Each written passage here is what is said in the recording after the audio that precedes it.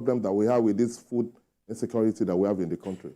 A farmer cannot toil all year round, and then one herdsman will now bring cows to come and feed on his farm.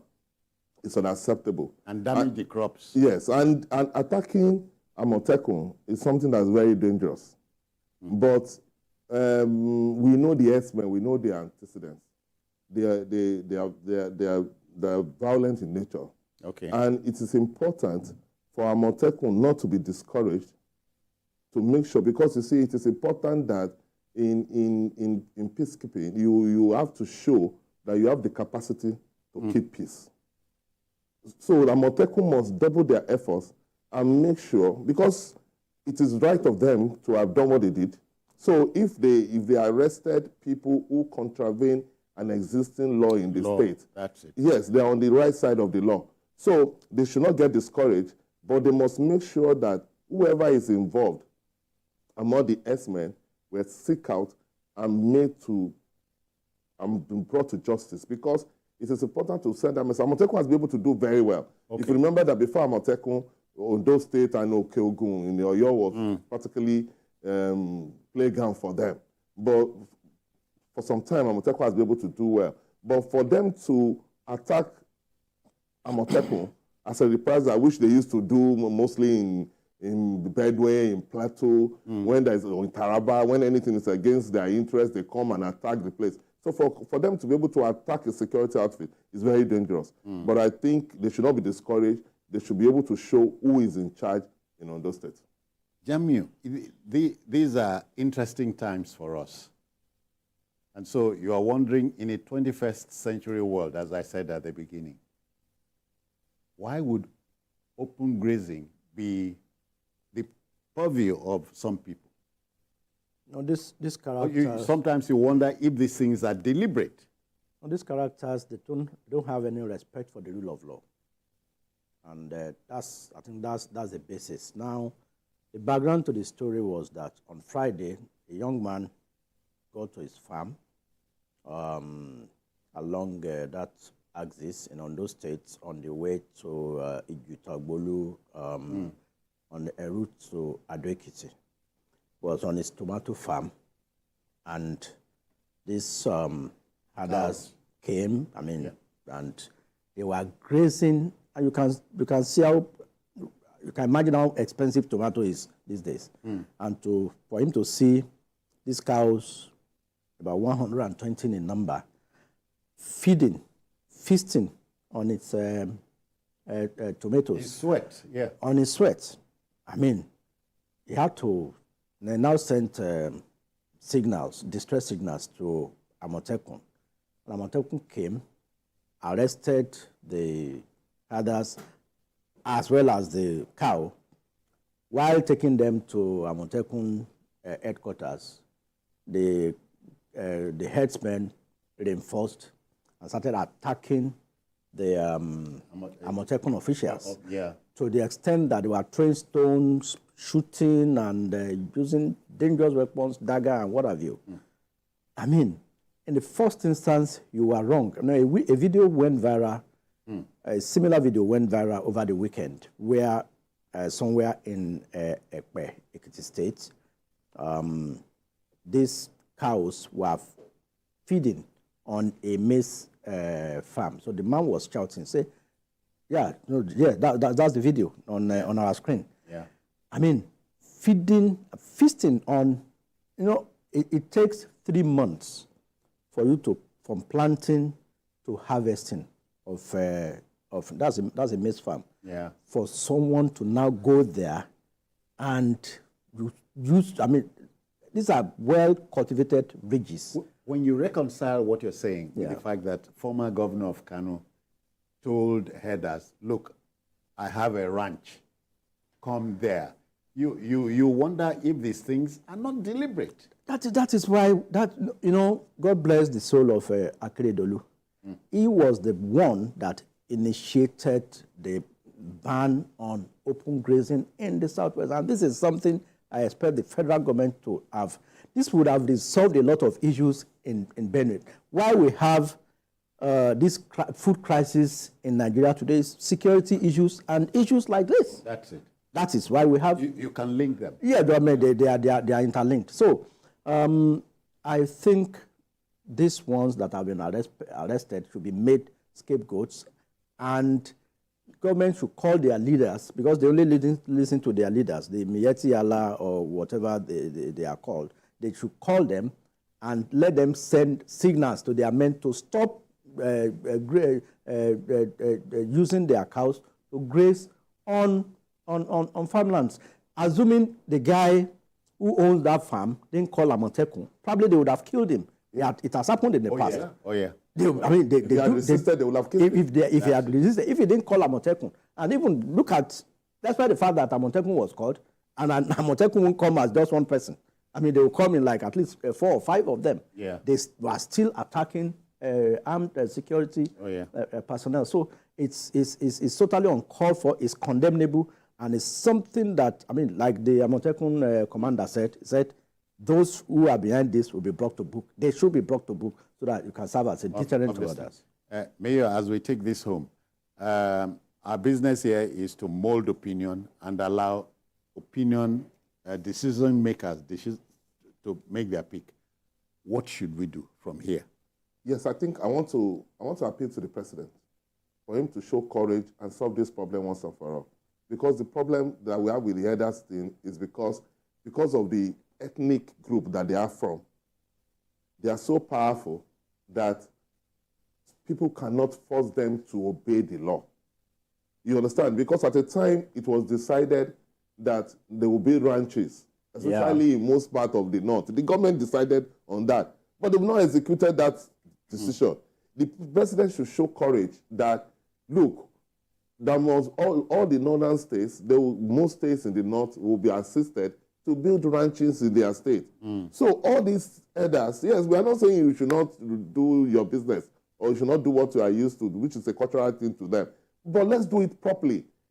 Go to ranches and rear your cattle there. You cannot be roaming about, moving from the north. Even it's not even good for those cattle, because the cows they will move from north to several kilometers or miles. Yeah. But you see, feeding on people's sweat along the way, that is unacceptable. Okay. So government should show courage and make sure that this policy on these branches. All right. So we hope, I wish government, especially at the central level, Godspeed in this regard. Thank you. Let's go to our next story. You know, policing in the third world is as tedious as it is demanding. In a populous environment like ours, it's tasking. Now hear this. A total of 1,702 murders, 2,149 abductions, and about 320 robbery cases were recorded by the Nigeria Police Force across the country in 2023 alone. The North Central Zone had the highest number of recorded murder cases, according to a report released on Friday, July 5th. The figures for other regions were also released, and the numbers are downright spine-chilling. No doubt about it. Our country has bled enough, Mayor. And Majid. They are figures that are very scary, especially coming from the police. I saw that, I analyzed it, and I saw that, yes, I mean, we still need to do a lot in terms of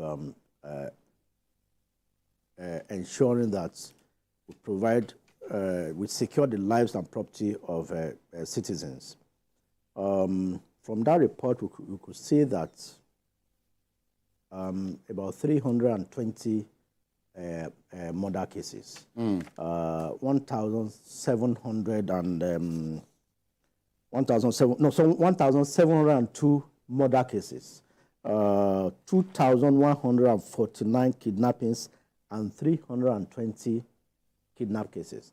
And if you look at it, the North Central, where you have Abuja, Plateau, Benue, Kwara, Kogi, comes top with the cases of murders and kidnappings. Yeah. While, as expectedly so, the least cases here, not totally clean, of course, from South and Southwest.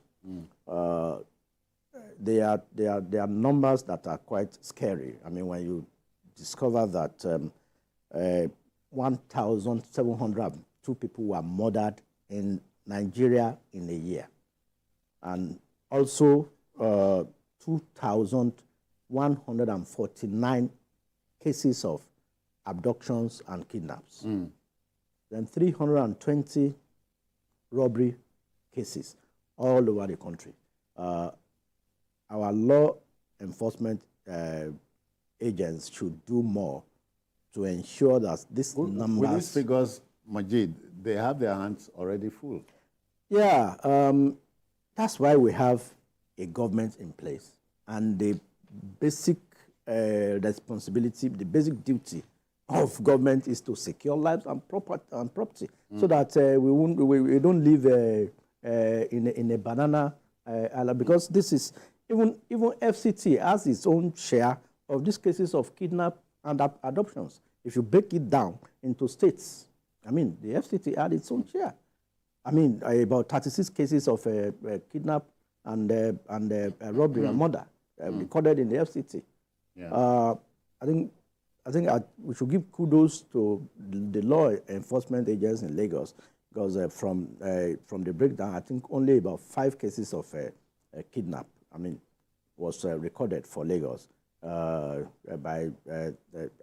this analysis, which with about with some states, a state like Taraba recording as high as 200 cases of murder and kidnap, expectedly so in the North Central and the Northeast. So the law enforcement agencies should do more, and now it's the turn of the federal government, the president, to ensure that we have more people recruited and trained into the different arms. I think about 10,000. Yes, into the different arms, because as we are now, I think the general consensus is to have about, I think, one policeman to 200 to 200 or That's 250 the people. The recommendation. But we are doing about 1 to 400 in Nigeria. So that's why, and this, our 1 to 400, I mean, it's not even taking into cognizance those who are serving VIPs. Half of them. Half of them. Half of this figure are doing, with VIPs. providing protection for VIPs. So it's not even 1 to 400 per se. We should be talking about 1 to 800 or thereabouts. Come on. So we need to do more in terms of recruitment and training, and the provision of what will make their work easy, enabling environment for them. Mayor, we are sure living in very interesting times. Yeah, what the statistics show is that the security situation in our country is terrible. And I'm not surprised that the North Central seems to be the focal, because the reasons are quite obvious. That's where you have the herders and the farmers clash quite prevalent. That is why you have this ethnic clash between Fulanis and Christians and in Plateau and all that. Benue. So then Taraba. So because of this religious crisis, which is basically something that could be solved, whether ethnic in nature or has to do with herders, farmers, or sometimes in some cases reprisals and all that. That is why they have that high level of. But I want to say that the situation is quite worse than this. Yeah. For example, I know that the number of kidnappings happening in the Southwest is far more than what they release. I've known people that have been kidnapped in this Lagos, and they had to pay. You understand? In this Lagos. Yes. So the situation is terrible everywhere. Our security agencies are doing their best. I have to give it to them. But we have to tell them the truth that they still have more work to do. The situation is so difficult, and it seems to be getting worse. If you notice that things that we thought we've forgotten about, like suicide bombers, for example, We've not had we've not had some members for a long time. Now they have they're back again in Boronu now, which is very sad. Which is very sad. Prior to this time, kidnapping used to be alien to people of the Southwest. Well, we don't seem to hear about kidnapping, but now it's right here at the background. The Shagamu or Ijebu Ode Road is now like Abuja Kaduna Road. They kidnap people every day. They shoot people every day on that road. Ditto for Lagos Ibadan Expressway. So it shows that those bandits that have taken kidnapping as a source of income, they're coming south. Have you heard that kidnapping is the new name for armed robbery? Because you shoot a lot more bullets, but you make more money. More money, yes, of course. Because armed robbery, that's why, before, armed robbers, what they do is for them to have a high payday, they attack banks. Nobody attacks banks now, except in the rural areas. Oh, yes. They won't come to Lagos and attack banks, because when you look at the response and how much you are going to make, it's not worth it. So go and use that effort to kidnap people and be collecting 100 million, 50 million, 10 million. That's what they do. Yeah. But you see, that is why it is scary, is that when they left Niger, there was a time that Niger State was practically, was the hotbed of the kidnappers. The bandits were running riot and all that.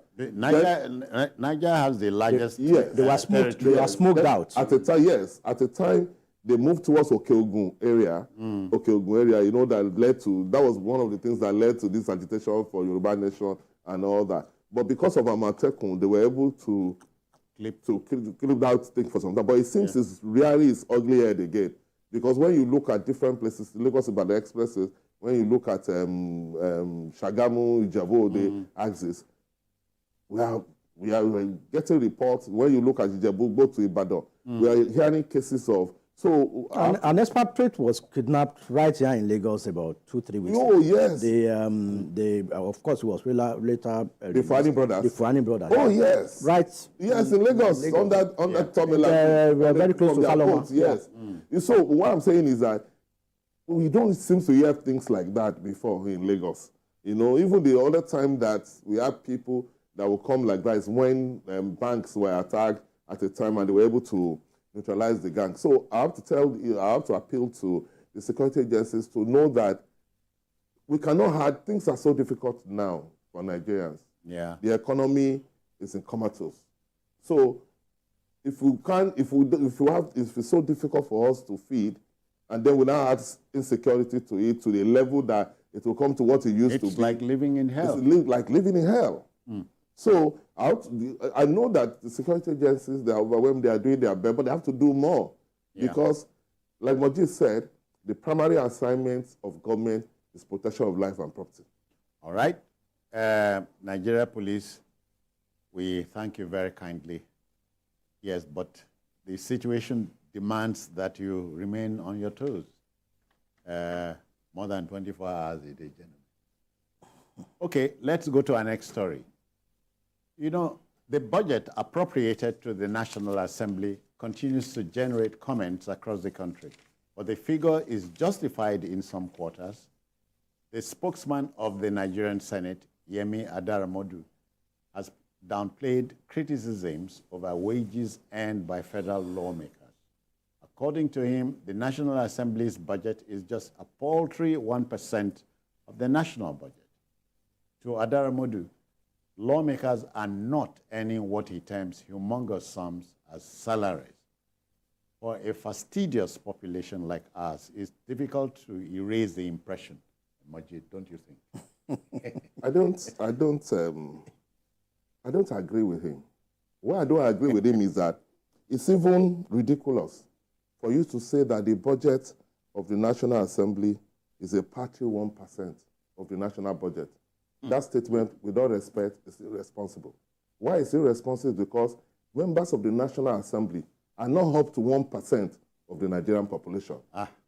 Okay. So if you say that, if you say that our budget is just paltry 1%, but your numbers is not up to 1% of the Nigerian population, that is number one. Number two, the members of the National Assembly they are supposed to be the representative of the people, but they are not doing their job. Why do I say so? things are so difficult in this country right now. I expected people who are responsible to be able to meet in an executive session and tell themselves that, look, things are difficult. We have to make sacrifices. We can see it. Yes, we have to. Feel We can feel it. We know it. Our constituents are complaining.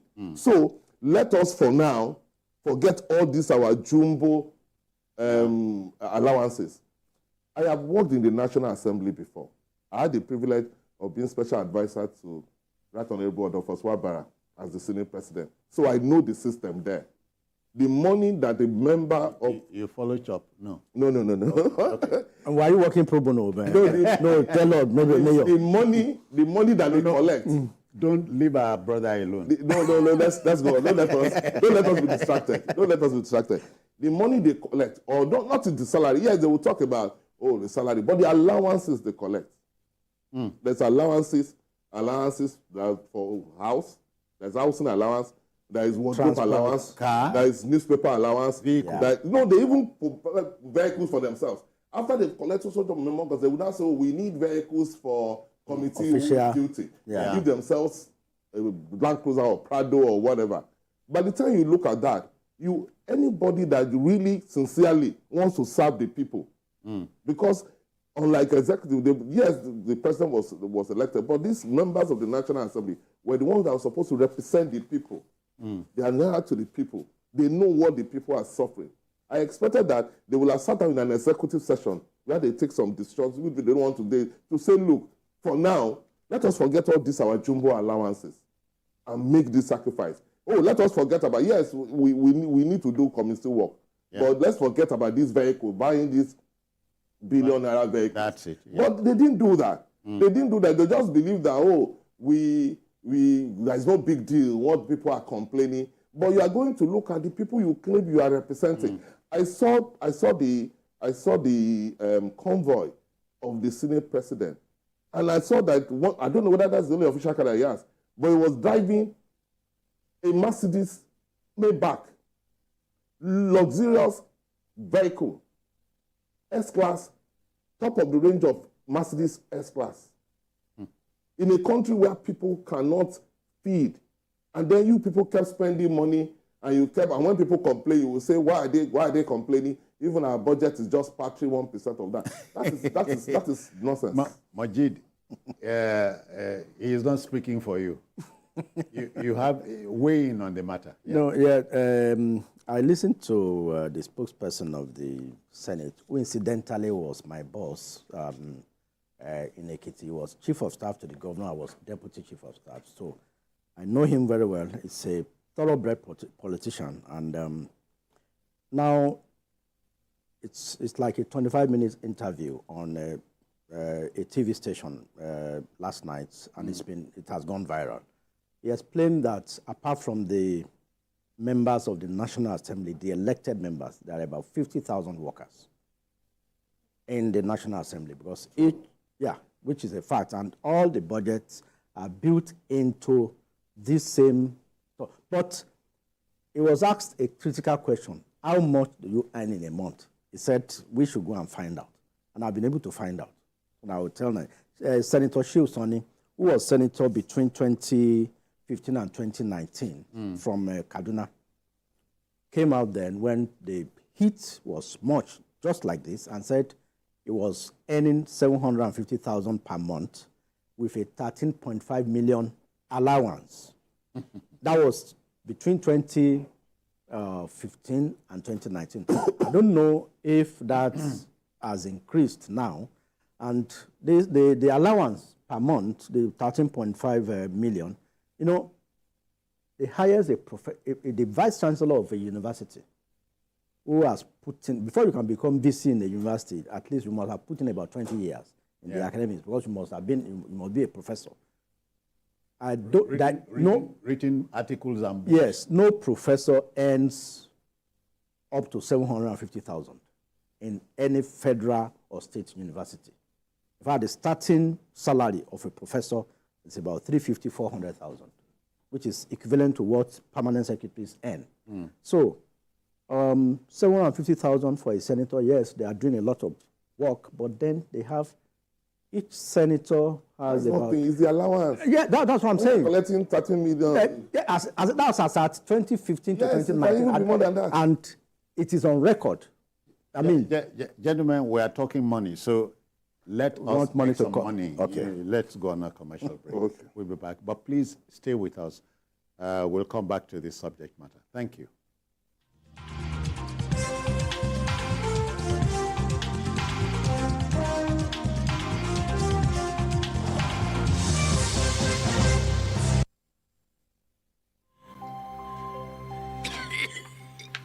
Papa, imagine we almost forgot the most important thing. Like my health condition, I hope the blanket will be sufficient. Sorry. Papa, and I'm glad you have not left. Have you postponed the verification exercise? No, Papa, you don't have to go anywhere. Look at what I found. An application that will verify you with the military pension board. Papa, all you need is your NIA or driver's license. Go to the Google Play Store for Android phone users or App Store for iPhone users on your mobile device and search for Military Pensions Board. Download the application named MPB Verification and follow the instructions for your verification with the Military Pensions Board in 7 easy steps. Oh, wow. Amazing. Now that I have been verified, I do not need the blanket to save me for my pension to continue coming in.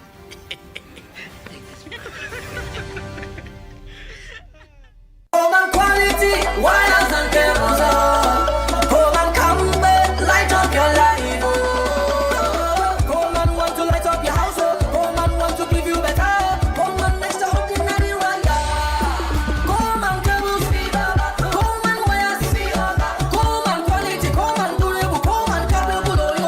Home and cables, home and wires, home and quality, home and durable, home and capable. Everybody, come and see. Home and wires, wonder things. Brother, sister, uncle, auntie, go get your own. Home and wires, home and cables, home and quality, home and durable, home and capable. Home and wires, home and cables, home and quality, home and durable, home and capable. Coleman Wires and Cable. Great quality. Now with the new look.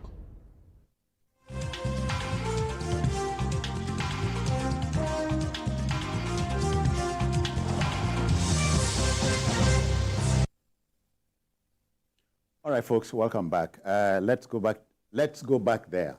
The Nigerian Senate spokesman, Yemi Adaramodu, says what gets to the Nigerian Senate, the Red Chamber, is a paltry 1% of the national budget. Gentlemen, so for me, as a layman, I want to see, give me a composite, this thing. Let me see the two budgets. In December, House of Reps member representing from Edo State, one House of Reps member from Edo State, said the president made a provision for them, for each rep member, to provide rice for all their constituents. And That's to about all 360 of 360 of them. The same thing for the Senate. I won't mention the figure here, but they know how much they collected. We know it, but we won't mention it. But then, what fascinates me is the fact that those who are saying we should change this country, the Labour Party, YPP, and other opposition members, they are also in the Senate. They are collecting these sums of money. We have not heard PIM from them. Yes, and they've said, I mean, maybe there is a convention that when you get to that place, it's only Shehu Sonny. They say, Mayor, they say when they chop, you don't talk. No, because you see the elites, they have the same interest. And when there is that is why you see that when somebody criticizes the National Assembly or officials of the National Assembly, the person will probably go on suspension. On suspension. You understand? Senator Ningi. Because everybody look at the interest, the common interest. And you see, part of the problem has to do with sustaining power. For example, the Senate President or the Speaker of the House of Representatives do not really have a choice Even if he wants to convince his members to make sacrifices, he has no choice. Because if he doesn't allow them to take this money that they want, they will impeach him They will and put remove him. somebody else there. They will remove him and Yes. put someone else there. So it's a delicate balance. Because it's a delicate balance. You don't care. That's why I'm saying that you cannot sit down there and say you are representing us. You are representing yourself. The people in the National Assembly are representing themselves. They are not representing the Nigerian people. Because if they are representing Nigerian people, they know what the Nigerian people are suffering. They go to their constituents, they see the suffering in the life. No, Mayor, and they'll be able to make sacrifices. No, Mayor, what I expect, honestly, what I expect is that our people from Labour who are there will say, no, this money is too much. In fact, out of the X, Y, and Z amount they are paying me, I'm not going to collect my own. No, I've never had any of them. They won't do that. They are all collecting because together. They have a common interest. That's what I'm saying. They have a common interest. Somebody will not say that, okay, we don't have money. We know that we are entitled to have cars to be able to do work. Gentlemen. But let us not buy a car for now. Gentlemen, let me drop this. It's a digression. We'll go back on track. About 21 states in this country today don't have democratically elected local government officials. You know why? Yes. Tell me why. Because the governors will not allow local governments to operate, because a lot of governors, not all the states, but most states, when they send the money because of this joint accounting, they hijack the money and just give the local government. But these 21 states, so they don't want the local government to even operate. The allocations to local governments still go there. Because there are caretaker committees. Oh. Because the governors will appoint caretaker committees to do that. Every 6 Part of the problem they have in Rivers, and they just went to court, the appeal court just said, no, they couldn't do that. Okay. Because some people want to extend the limits of those who were there.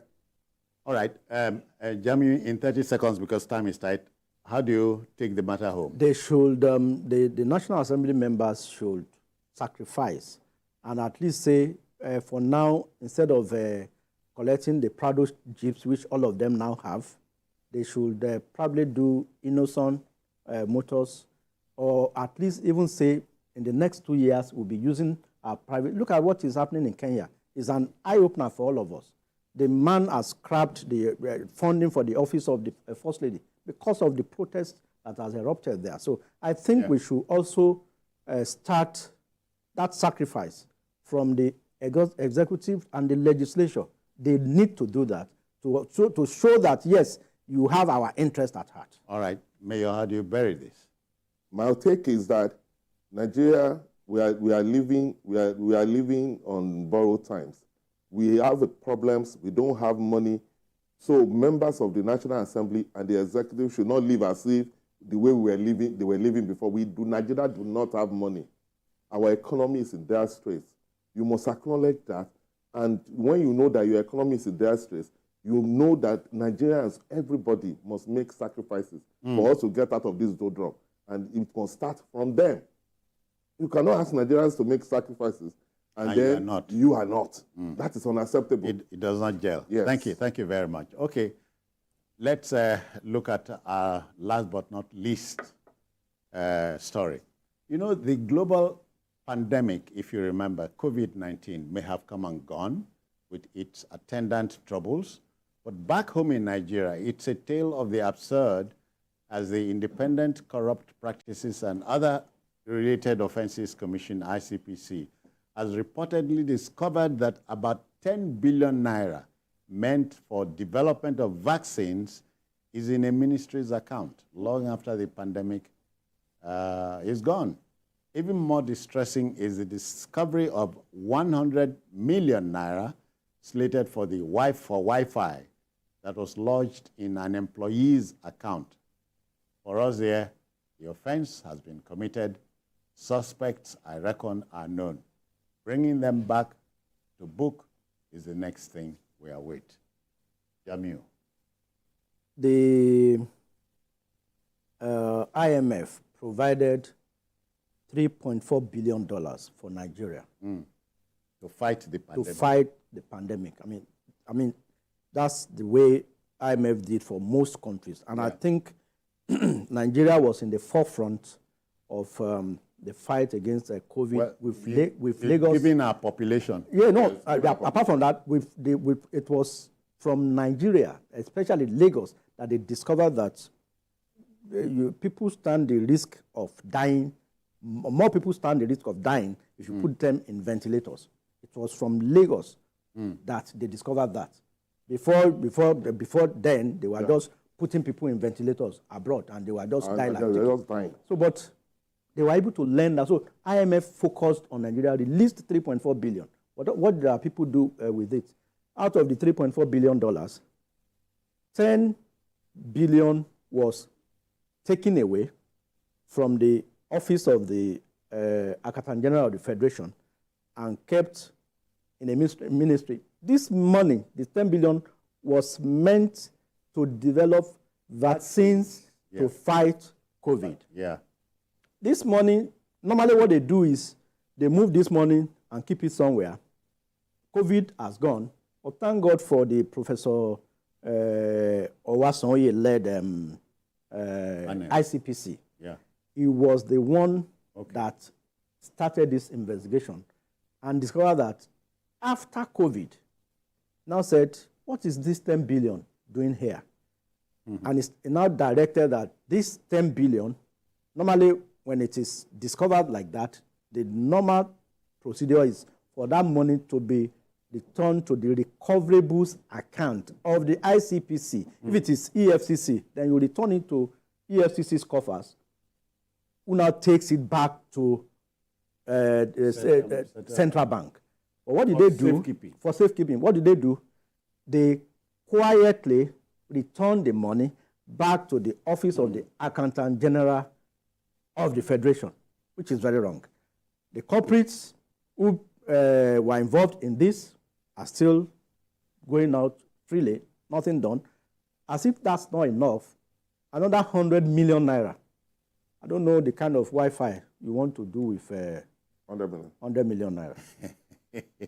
And the worst part of it is the fact that this 100 million was paid into a personal account. This is against all standing rules of the TSA, and that's what happened at the Ministry of Humanitarian Affairs. That heads are still rolling now. Yeah. So these kind of things with TSA, with all the checks and balances that has been put in place, you discover that how can 10 billion just move? This was meant for a particular purpose, vaccine development. So if you know the workings of the ministries and government, you can't take the money that is meant to buy this cup to buy a biro. They have different heads. Oh yeah. The money that is meant to buy camera, you can't use it to buy air condition. So the money that is meant to buy, to purchase for vaccine development should go to vaccine development, but they diverted it and kept it somewhere. Mayor, but I'm sure you have not forgotten the case of 1,000 CCTVs fashioned for Abuja. For $600 million. And the one for Lagos. $600 million. Okay. Just went down the drain. You see, and nobody. But no, let me say one thing. In America, they say that if you are not ready for the time, don't do the crime. Yeah. Like the rhythm. What it means is that there must be consequences for actions. If there are no consequences for actions, people will do it again over and over again. Yeah. The problem we have in Nigeria is that we pay lip service to fighting corruption. But are we really fighting corruption? Even governors that were found to have corrupted themselves or their office and were sentenced to jail were pardoned by the last president. 2 of such governors were pardoned. And then the problem is that an average person look at it and believe that we'll do it, nothing will happen. Because a lot of other people have done it and nothing happened. In China, corruption, official corruption, is very low because the repercussion is very death penalty. high. Yeah, death penalty. But you know, in Japan, death penalty. You better not be caught because you must commit harakiri. They will tell you you must commit suicide. Yes. If you are caught. In China, it is death sentence. In fact, A bullet to the head. I remember that the equivalent of our own NAFDAC, a gentleman that was heading their own equivalent of FDA. NAFDAC, Yeah. gave approval for a company to do baby food. Unfortunately for them, they did a fake baby food that killed a lot of kids. In the course of investigation, they realized that, the approval was given to that company, and the guy collected $50,000. Just $50,000, and some people will just use it to dash somebody. The guy collected only $50,000. He was sentenced to death. But our problem is that we play lip service, and Nigerian elites know that time and time again, they will do this thing and they will get away with it. That's it. That's where the problem is. That's where the problem is. Yeah. Sorry, Jamiu, do you remember a former New York state governor in America? The flamboyant Mario Cuomo. Yeah, He yeah, said Mario Cuomo, yeah. politicians will campaign in prose and rule in poetry. Poetry. So, and prose and poetry are two different things. So it's here. But since we hardly punish bad behavior, now this is one particular case, and Nigerians are interested. Or rather, the punishment for bad behavior is so mild that people are even encouraged to do it. Look at the case of a former Accountant General of the Federation, or a former director in PENCOM, who took 26 billion and was asked to pay 750,000 naira. Of course, he gave them 1 million naira. He would just open it from his boot. Yes, and he gave them 1 million. He said they should keep the From change. the back pocket. Yes, that is Somebody who stole 26 billion. But the penalty is a fine of But the world is 750,000. watching us. So people will be encouraged, No, because- and you see, you find it very sad when an hungry man or one poor fellow steals maybe 10 naira, and they send him to 27 years in jail.